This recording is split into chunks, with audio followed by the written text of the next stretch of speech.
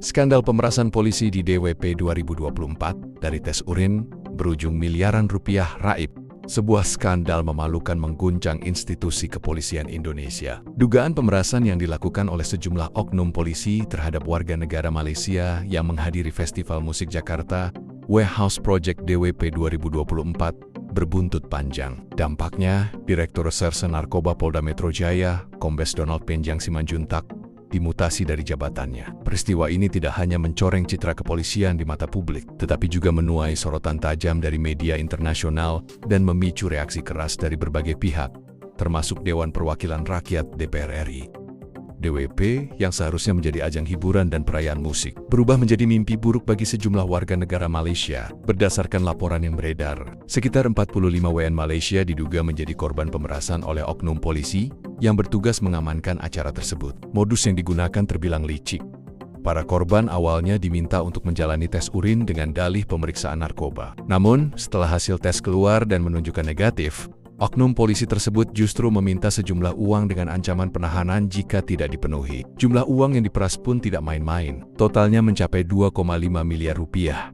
Sebuah angka yang fantastis dan menunjukkan betapa serakahnya oknum-oknum tersebut. Para korban yang merasa tertekan dan takut akhirnya terpaksa menyerahkan uang yang diminta. Kejadian ini kemudian viral di media sosial, memicu kemarahan publik dan memaksa pihak kepolisian untuk bertindak.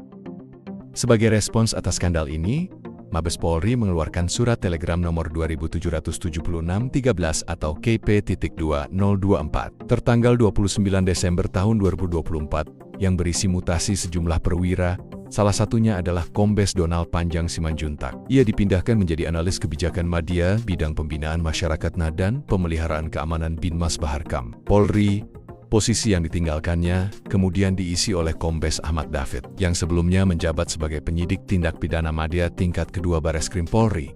Mutasi ini menimbulkan berbagai spekulasi. Sebagian pihak menilai bahwa mutasi ini merupakan bentuk tanggung jawab atas terjadinya kasus pemerasan di wilayah hukum yang dipimpinnya. Meskipun belum ada pernyataan resmi yang mengaitkan mutasi ini secara langsung dengan kasus DWP, namun momentumnya yang berdekatan menimbulkan kesan bahwa ada korelasi di antara keduanya.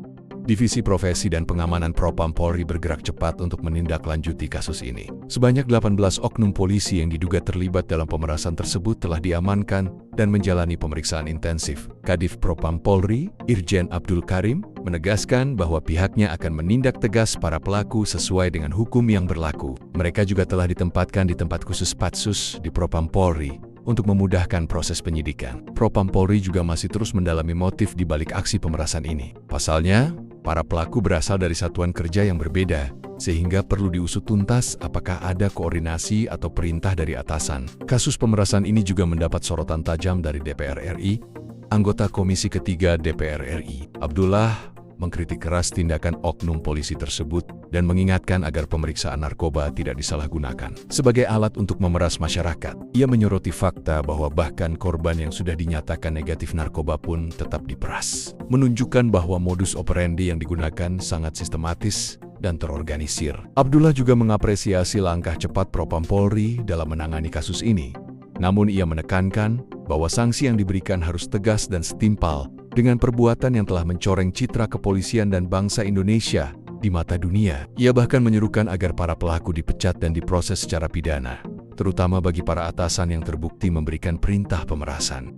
Skandal pemerasan ini tentu saja berdampak negatif terhadap citra kepolisian Indonesia. Kepercayaan publik yang selama ini dibangun kembali runtuh akibat ulah segelintir oknum. Selain itu, kasus ini juga berpotensi merusak hubungan baik antara Indonesia dan Malaysia, mengingat korban yang terlibat adalah WN Malaysia. Media Malaysia pun turut memberitakan kasus ini dengan nada yang cukup keras, menyoroti bagaimana perlakuan yang dialami WN mereka di Indonesia. Hal ini tentu menjadi perhatian serius bagi pemerintah Indonesia, yang harus segera mengambil langkah-langkah konkret untuk memulihkan citra kepolisian dan menjaga hubungan baik dengan negara tetangga.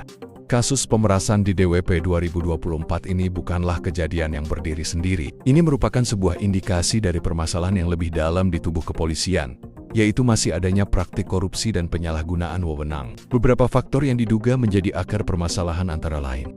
Pertama, lemahnya pengawasan internal. Sistem pengawasan yang kurang efektif memungkinkan oknum-oknum polisi untuk melakukan tindakan penyimpangan tanpa terdeteksi. Kedua, kesejahteraan yang belum memadai.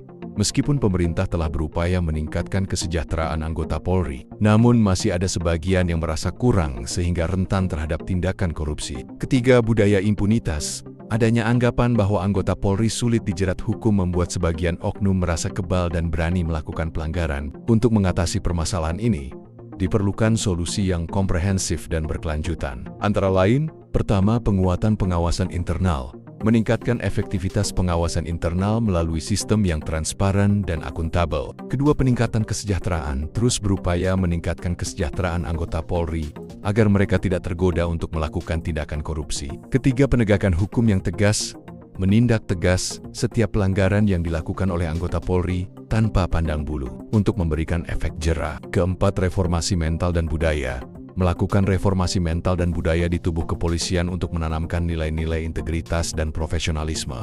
Kasus pemerasan di DWP 2024 merupakan sebuah tamparan keras bagi institusi kepolisian Indonesia. Kejadian ini harus menjadi momentum untuk melakukan introspeksi dan pembenahan secara menyeluruh. Kepercayaan publik yang telah hilang harus dibangun kembali dengan tindakan nyata dan transparan. Penegakan hukum yang tegas terhadap para pelaku dan reformasi internal yang berkelanjutan adalah kunci untuk mencegah kejadian serupa di masa mendatang.